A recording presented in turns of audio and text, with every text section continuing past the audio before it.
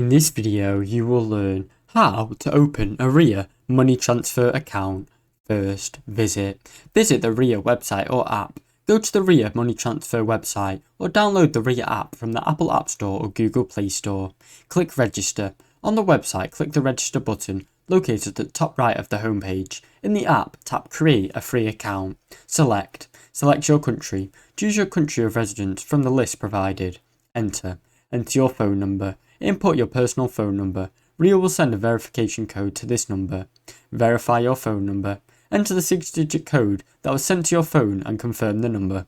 Set up your password. Create a strong password for your account. Provide personal information. Enter your first and last name, date of birth, occupation and email address.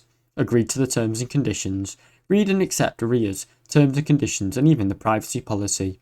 Enter your address. Provide your residential address. Complete the registration. Submit your information to complete the registration process. Now you can send money to over 165 countries. Thanks for watching. Don't forget to like and subscribe.